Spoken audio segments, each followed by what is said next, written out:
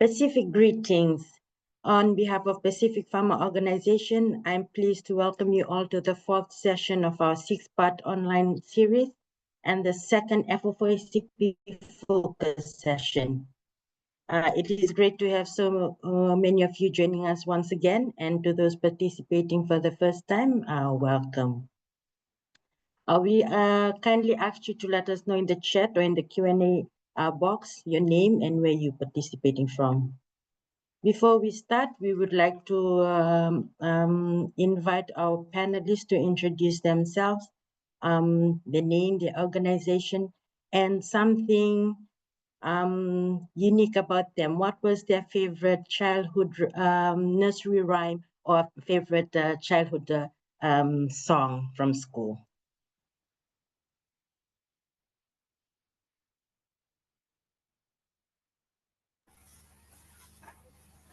Maybe I start?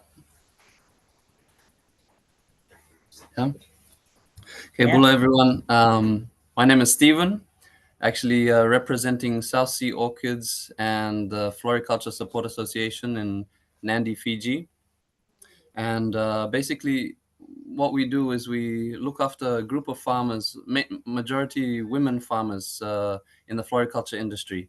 And so I'll be talking a little bit about that today and on their behalf, really. As for the nursery rhyme, the only thing that comes to my mind right now is Twinkle, Twinkle, Little Star. So yeah, that's Thank you, Stephen. I'll let the ladies go first, Asena. Thank you.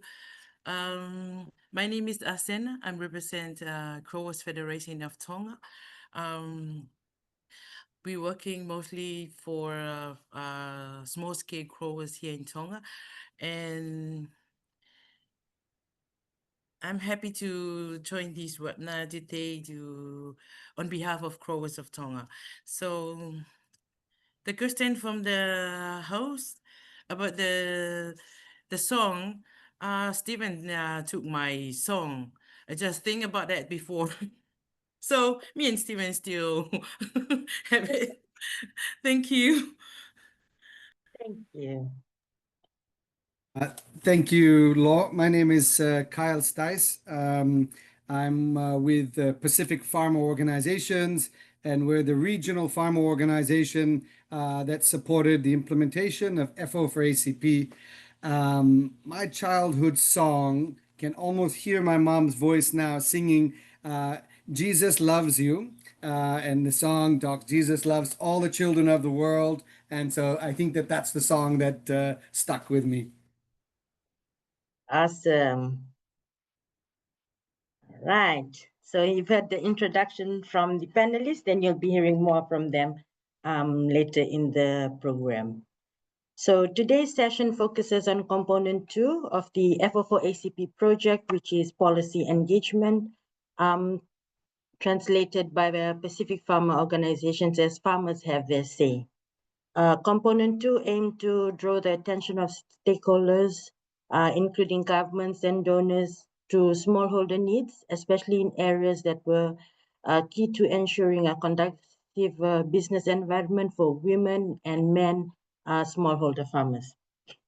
This included support of agriculture policies that favor smallholder farming, creation of new green jobs, issues surrounding land tenure, and agriculture credits for smallholders.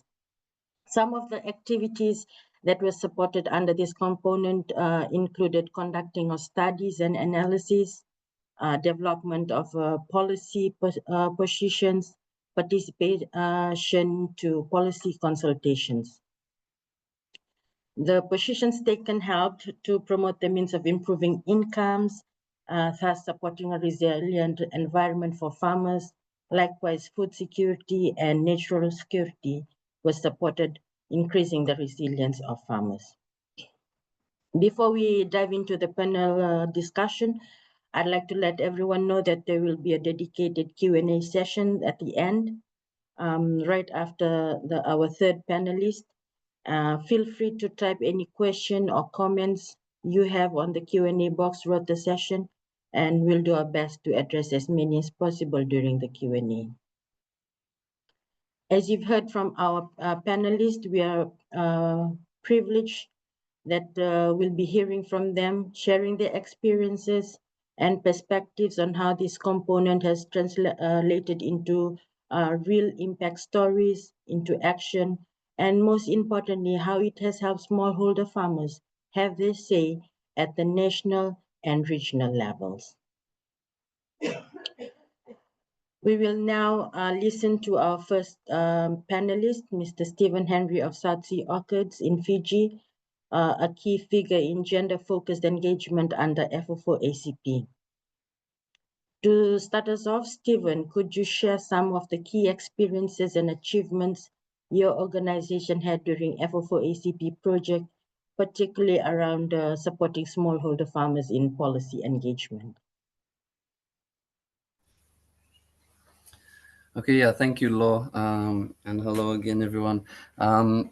So really, yeah, there was quite a lot of activities that were carried out through the FO4ACP program. And yeah, we did have component 1, 2, and 3. And just focusing really on that component 2, policy sort of engagement, maybe I'd like to talk about what we started right in the beginning of the FO4ACP program, going back to 2019, which was what we call the Floriculture Forum. And basically this Floriculture Forum was a platform for these majority women farmers within the floriculture industry to sort of give them a voice, and where we were able to get all different people within the industry, all the stakeholders in one place to sort of put out the issues that the farmers face, and then sort of linking the bridge between, you know, NGOs or government into, you know, what they could do to help some of these farmers. So yeah, in 2019, we organized this floriculture forum where we had 88 participants. Some of them cluster leaders, and these cluster leaders really were able to whatever information or whatever we had within the forum, they would be able to take it back to a lot more of these growers, right? So they were not representing just themselves, but, you know, maybe 10, maybe 20, maybe 50 women back in their areas. So that was the idea of this Floriculture Forum. We were able to get the Minister of Agriculture in 2019, Mahendra Reddy, and so he attended. And so that was one of the very first. Very good session where, you know, a lot of issues were raised, and then, you know, the government coming back with certain things that they would be able to do or to assist with. But it was, the idea of all of this was really to try and push it out to government, and out there to sort of say that, you know, we want to recognize floriculture as sort of a commodity. And that was the big picture and what we were trying to achieve. So then we actually had a forum every year after that, excluding 2020, because obviously we had COVID during that time. But from 2021 to 2022, we had a floriculture forum every year. And so to give you an idea of actually what happened, you know, out of those forums. So we can tell you that we didn't reach the end goal where we were wanting to, you know, recognize floriculture industry as a commodity, but so much more focus has been put on the floriculture industry now within the government. And so we now see a lot more funding being pushed from the government to a lot of these farmers, a lot of these cluster groups, right? So the information passed down was like, if you can organize your groups, you know, into proper organized structure and able to, you know, show that these groups, you know, have a proper structure within the industry, they will be able to assist. And so a lot more funding has now been channeled directly to the floriculture industry, and even a task force team within the government that's also reaching out to a lot of people that FSA and South Sea Orchids won't usually reach out to. So yeah, in that way, that was really good. So in 2019, that started. And then going on to 2022, we had the launch of the Fiji's gender mainstreaming and agriculture policy, which actually sort of elevated the visibility of women in the floriculture industry, or actually the agriculture sector as a whole. And that was launched here in March 2022, where they have a manual that's been published. But yeah, that was a really big success. But overall, really just to get the voices of these farmer groups, these women that usually wouldn't be able to sort of reach these people, and that's where we've been quite successful through this component 2 of FO4ACP. Yeah, I think that's it from me, really. Thank you so much, Stephen, for sharing those valuable insights in organizing these farmer forums, which provided an inclusive platform for smallholder farmers to engage in meaningful dialogue on policy issues. And these efforts were instrumental in development and launch of the gender empowerment policy in agriculture. What a milestone that has helped advance gender inclusion and the support for women in Fiji agriculture sector. Now, turning to a different but equally powerful example from Tonga. Ms. Asena Muli is the program manager from Growers Federation of Tonga, who will share how the policy training empowered farmers to respond swiftly and effectively to proposed regulations that could have affected their livelihoods. Asena, could you please tell us about your experience working with farmers to engage in policy dialogue during the FO4ACP project? Thank you, Lo. I'm honored to represent the Growers Federation of Tonga today to share our key objective and a powerful example of policy advocacy that brought real results for our members, the growers here in Tonga. Profit exists with two main goals.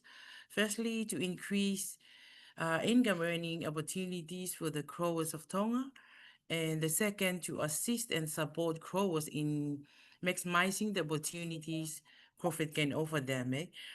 This goal are achieved through grower support, strong advocacy, and our role as an industrial leader, providing a unified voice for the agriculture sector in national policy discussing.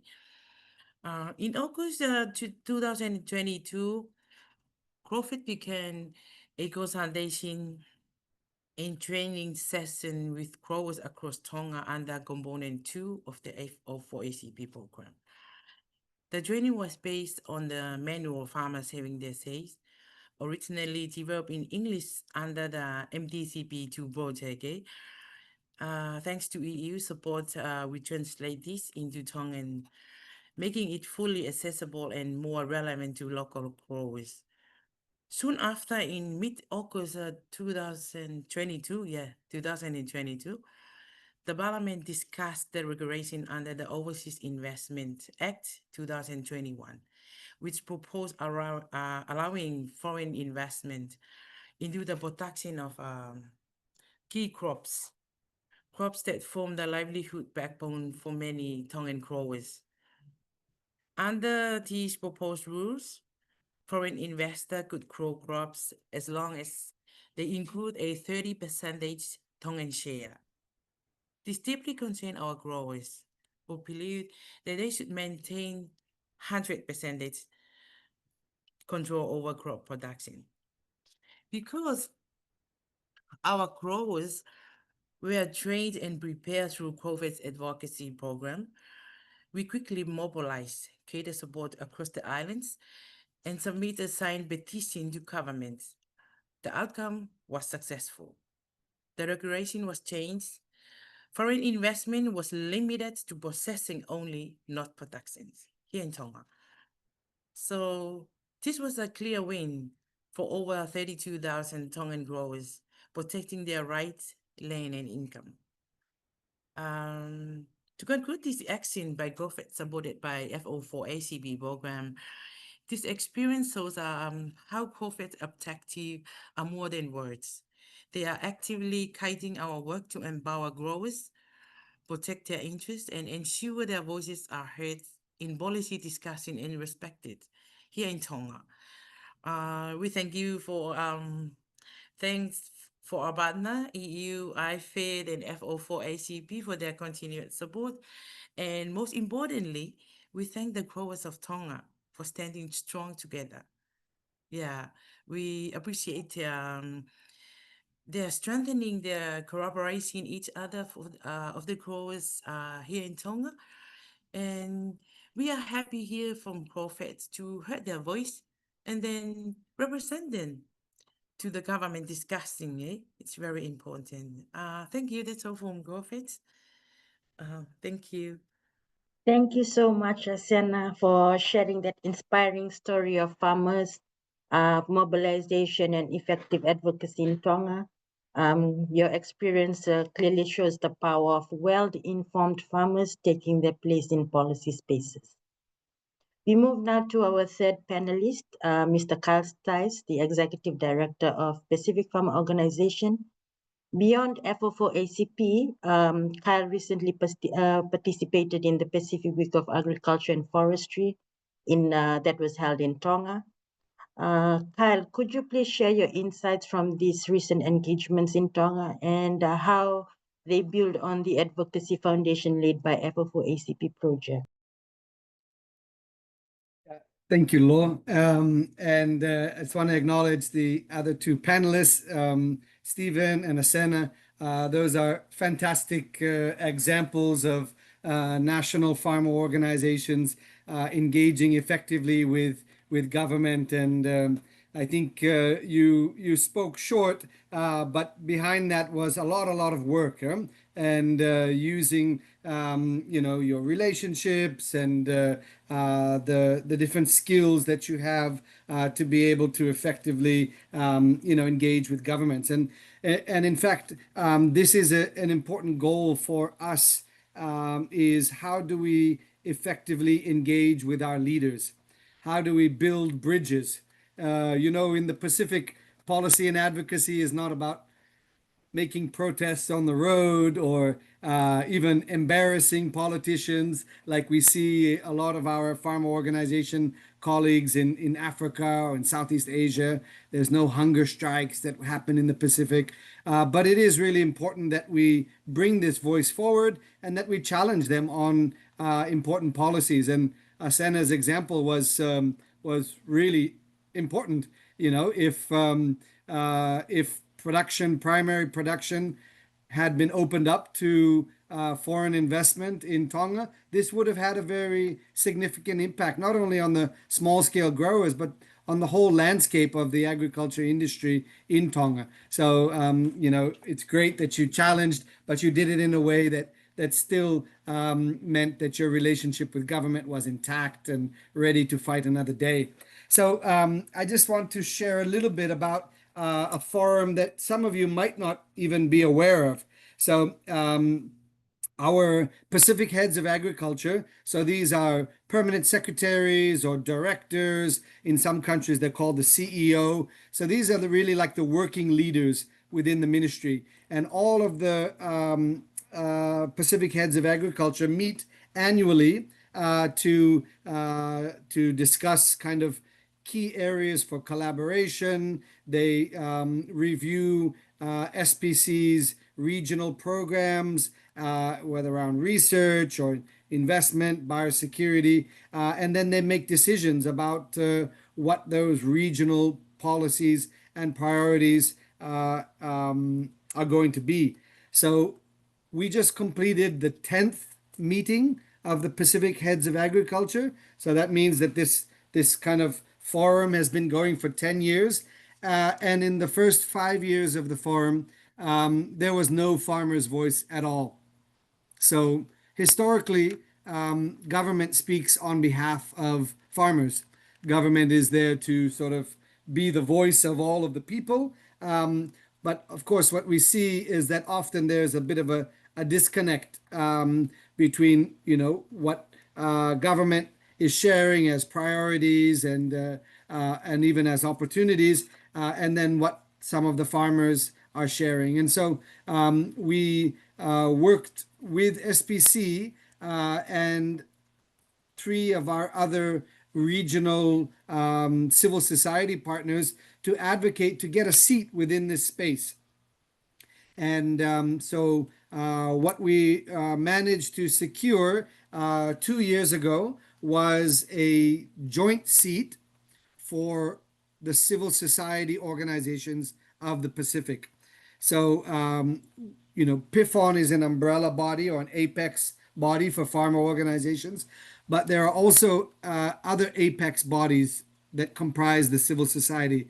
So one of them is the Pacific Island Association of Non-Government Organizations, PIANGO, and another one is the Pacific Organic and Ethical Trade Community, representing the organic movement. And then the final one is the Pacific Island Private Sector Organization. And so we collectively advocated and secured one space.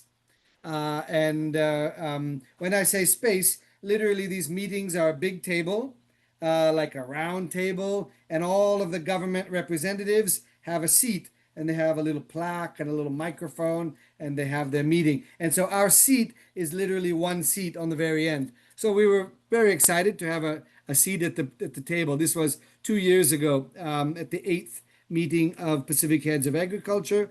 And in that particular meeting, we were given a few instructions. Basically, only speak if there is a gap between the country representatives, and then at the end of the 2-day meeting, you can have a 3-minute intervention. And so we met as a civil society consortium. We appointed a representative, which is Drew Havea from Tonga, who is a long-standing civil society advocate, both in Tonga and around the Pacific. And so he was our representative. And we had that first meeting 2 years ago, and it went pretty well, but we realized that it wasn't enough to just have a seat there and to be able to speak for a few minutes, but we actually needed to be able to have space to clearly articulate what some of the needs and some of the opportunities. So in our final statement at the meeting 2 years ago, we requested that the Pacific Heads of Agriculture include a research paper and presentation talking about the contribution of farmer organizations to agriculture development in the region. So we submitted that in our final input, and then we never heard anything. Then before the next meeting, which was done virtually, we advocated some more, and they said, okay, we'll include it in the 10th meeting. So we worked to prepare this paper. We focused on data, numbers, evidence to be able to quantify how farmer organizations are really contributing to agriculture development. And thankfully, because of the FO4ACP, we had quite a lot of evidence, because the farmer organizations have been doing the work, but also monitoring the work. And so we included all of this in a paper, and we were given a 15-minute slot at the meeting to present. So in Tonga last week, we presented in front of all of the heads of agriculture about the contribution of farmer organizations to agriculture development. And I believe it was very well received. And many of the representatives came up to Pacific farmer organizations after that, had questions. They were asking specifically about the rate of adoption. So our FO4ACP final report showed an extremely high rate of adoption that came out of our surveys of about 86%.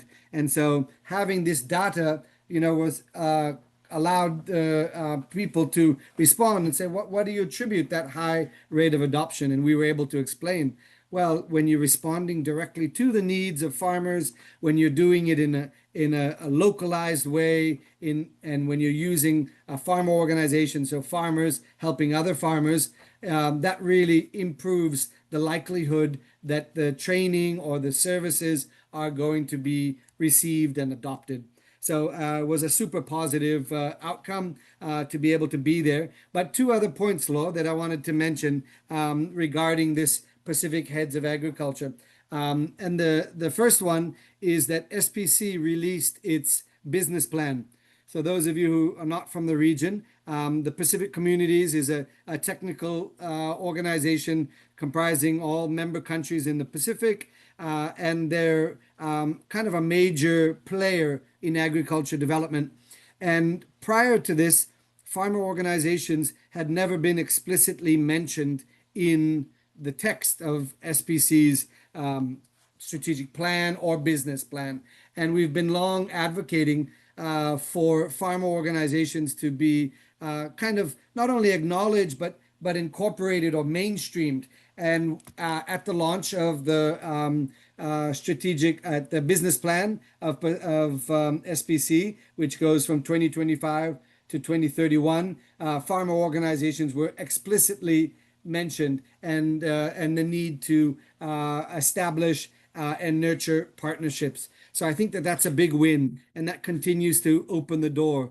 And Law, I guess the point here is that when we do this advocacy work, we're not talking about a regional farmer organization, but we're talking about our members, the national farmer organizations. And so we really want SPC, government, other development partners in whatever programming or consultations they have at the national level, that they're involving farmer organizations. And so getting this wording into the text was a really important first step. Then the last one, through our civil society consortium, for the first time ever, there was a youth panel that was presenting at the Pacific Heads of Agriculture, and they were amazing. A young woman facilitated from the Pacific Youth Council. The panel was called Voices from Youth, and there was a representative from Fiji, from Tonga and Samoa. And they spoke really passionately about their different organizations and their perspectives, and how they feel a little bit disconnected from policymakers, and how they feel that their voice is not included in many decision-making spaces.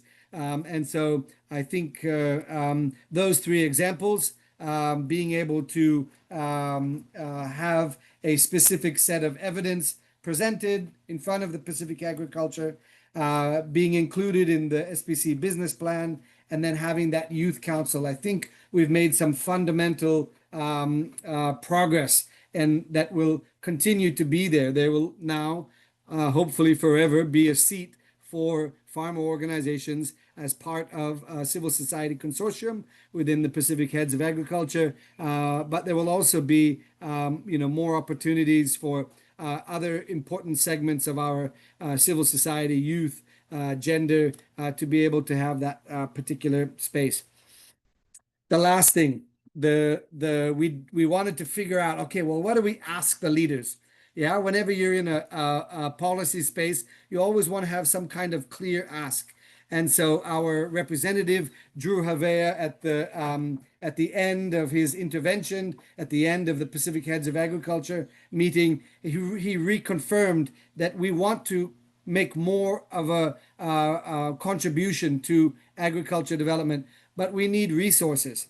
And as it stands, even though we have a seat within these regional meetings, we have to find our own money.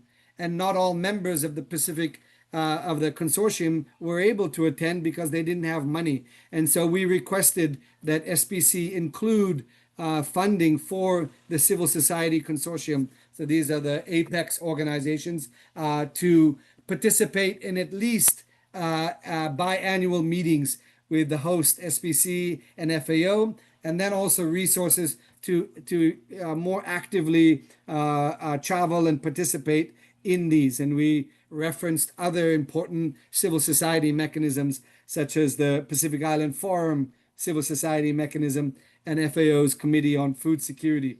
Our point was, with that little investment of helping farmer organizations to be more institutionally engaged, we can bring such a better return on this collective investment of public funds for the benefit of all the farmers. So we're still waiting to hear back. So stay tuned. But I think, like my colleagues, in Fiji and Tonga, our example came with lots of time and patience, but we are slowly starting to see some measurable progress. So thank you for giving me the time, and I want to thank my civil society consortium partners, PIPSO, Piango, and Poetcom, because it's through this collectivism that we're able to achieve.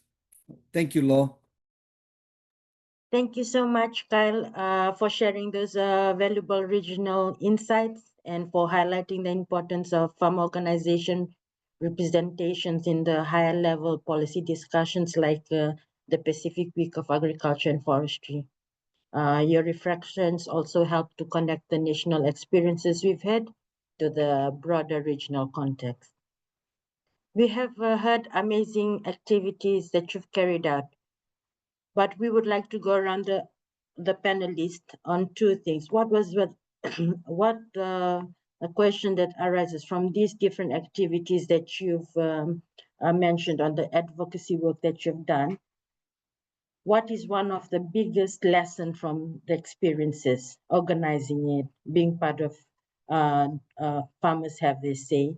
That's one. And two is, what would be an advice to your fellow farmer organizations on the different ways you're doing work on advocacy? Yep, maybe I go first. So, for the first question, I guess I would say patience. Huh? Right from 2019, as I said, we're still going, still trying to get that end goal. But yeah, a lot of patience involved, and if it's not working one way, try and go a different way. We started off with the Minister of Agriculture.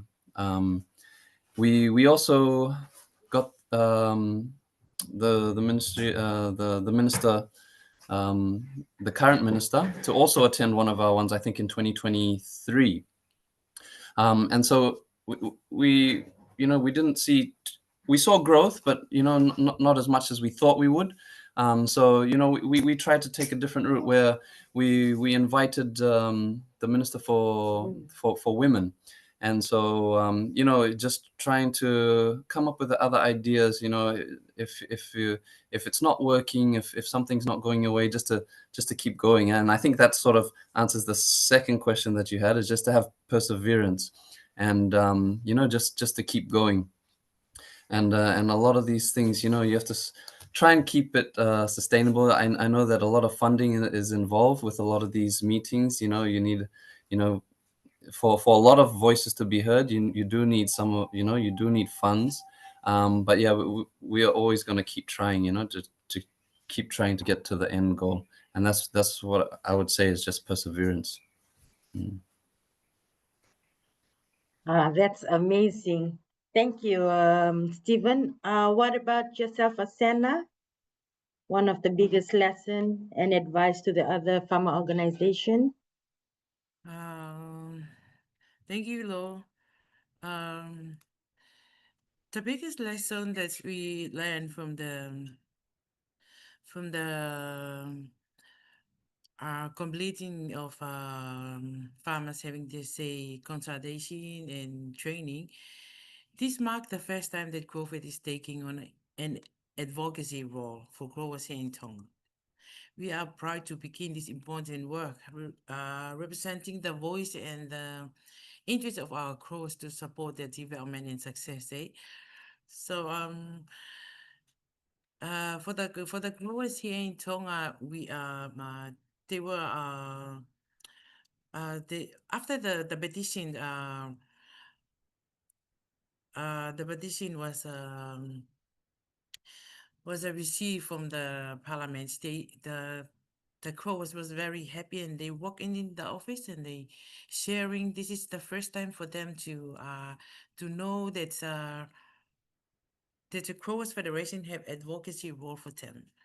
So we was very happy to do that for the Crows, and this is the biggest lesson for us. We represent the growers into the parliament here in Tonga, and then we can do that for the regional level. We can do that for the regional level for the farmers here in Tonga. Yeah. Maybe that's all from GrowFed. That's great, Asena. One of the biggest lessons that you guys have, and how proud you are that your farmers can rely on a farmer organization to be sharing their voices into a higher level, government level, and the donor level. Thank you. What about yourself, Kyle? Yeah, I think maybe the big lesson for me is that not really from the Pacific Heads of Agriculture, but from other policy work we're trying to do in climate finance. So trying to kind of tap into some of this climate finance work. I think the big lesson for me is you kind of need to know what you're doing, and we've realized that while we have very good intentions, this is not something that we have a lot of strength in as an organization. We're more like technical learning, farmer to farmer. That's what we've kind of been built on. And so, in acknowledging that weakness, we've recently taken on board a new staff. And her name is Ili Wakathengu, and she's got a lot of experience in policy and advocacy work. And she attended Pacific Heads of Agriculture, and she was there kind of supporting the consortium. And then I saw for the first time the difference between somebody who knows what they're doing and somebody who doesn't know what they're doing, because she was just amazing the way that she was able to craft the different interventions, the way that she was able to talk to the chairperson and the moderators, and just do it. And so I guess that was a big lesson for me, is that there's just so much that we can learn from people who really are good at this work. And I hope that Ili will be able to help PIFON in that way, but also to be able to help our members out in that way.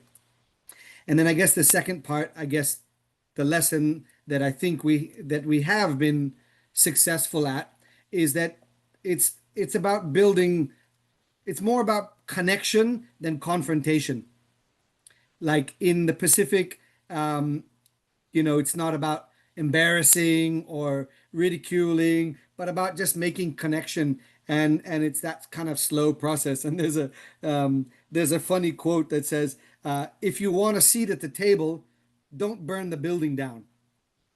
And the idea is, we don't have to embarrass or ridicule somebody, which kind of can cause the whole thing to be shaky, but instead, to just bring that connection about. And these are a few lessons that we've seen. And so I hope it also continues to encourage our members to whatever opportunities they have for whatever issues are most important with them, to use their relationships, to use their membership base to make connections, and to find important spaces where you can bring the voice of farmers up.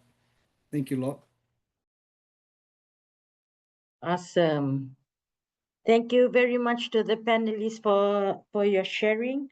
Now we will open the floor to the attendees, the participations who's been with us for the last half an hour, listening to all the amazing work that's been done under component 2 of FO4ACP. If you have a question and you want to raise your hand, we can allow you to talk and then raise your questions to the panelists. At the moment, we have some questions on the Q&A. The first question is, looking for suggestions on how to improve national supply chains for agriculture supplies. For example, very little irrigation supplies available in Fiji. Government seems to focus on the giveaway programs for selected farmers, but not making supplies available to everyone. Desperately need drip or trickle irrigation for hilly terrain. Any panelists successful in this area? That's the first question. The irrigation is for climate change adaptation. Yeah. Yeah, maybe I can just respond. So in the case of Fiji, it has been kind of a challenge. We see some companies step in and then they service the industry for a little while and then they back off. I guess for us, probably the best supplier that we've been working with is Soham, based in Nandi, which seems more focused on kind of commercial irrigation materials and has kind of a range of products, both kind of the really cheap and then the better quality things. I don't know, maybe Stephen, you want to share a little bit more about agriculture supplies from Fiji and your experience? Yeah, I think it was usually Soham or Mejibai, those bigger players. But recently we've just met up with another individual, an Israeli guy that's set up here, actually in Singatoka. His business is I think it's called Pacific Grow. And so we've actually gone with him. I think our partners in Tonga as well, Modi, have also gone with him. And he actually sources his supplies from Israel. So it's an Israeli product. And so we've recently put up our whole irrigation system. It's not a drip irrigation system, but I know that he has set up things in Tonga with drip irrigation system. And I think the quality of all of that stuff is quite good. So that's maybe something that I could give you the contact and get in contact with the guy from Pacific Grow. Awesome, thank you. Question number 2, any NGO panelists successful in acquiring funding from FAO? In Fiji, FAO seems to only send funding through government. Yeah, maybe I can start, and then Asena, maybe you can be thinking. I know you guys have done a little bit of work with FAO. So the main mechanism is what's called a technical cooperation program, a TCP. And so FAO has these. They're kind of like medium size, like around 100,000 USD, and they're relatively straightforward. And so our TCPs, though, are not coming from like the FAO representative necessarily in your country, because those are kind of like that counterpart that sit within the ministry, but instead out of the sub-regional office in Samoa. And so that's the main way that I know FAO is able to kind of disseminate grants to farmer organizations or the like, is through these TCPs. So I encourage you to check out their sub-regional office based in Samoa. Asena, you want to share your experience? Yes, thank you. For the FAO grants, before in maybe 2019, I think 2019, FAO request to Coast Federation for a collaboration to do a contract farming training for growers in Vava'o during there's an issue here in Tonga for vanilla plants. So they need to do the training, and we do the contract for deliver the contract farming training. So the FAO directly to us, not go through the government. So this is the only I worked it with you with FAO before in 2019. Yeah. Yeah, that's it.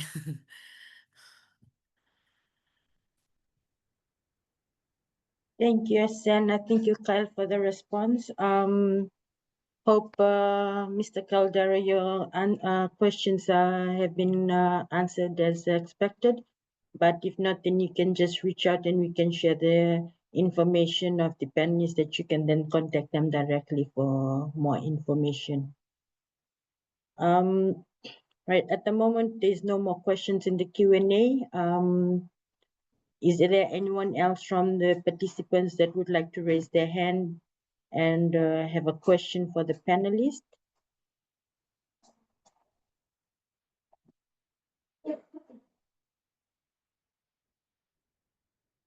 Right, I think that's we are all set for the session today. So thank you. I'll just do a closing remark before we end the session. We would like to thank all the panelists, the questions from the floor and the insightful answers, the sharing that you've done today. This has truly highlighted the importance of activities that has been made under FO4ACP's component 2, not only empowering smallholder farmers, it also encourages them to engage effectively in policy processes from grassroots advocacy to the regional platforms. Even though FO4ACP project has now concluded, we still have the lessons and the successes that we've shared. This demonstrates the ongoing power of organized, informed, and united farmer organizations as powerful agents in shaping the policies that truly support their needs. So let's carry forward this momentum and continue to champion inclusive, resilient, and sustainable agricultural systems on the benefit for smallholder farmers across the Pacific. Thank you again for joining us today, and we look forward to welcoming you to the next session in this series. Naka. Hello, great job. Thank you, Mere. Uh, Thank you, Asena. Thank you, Stephen.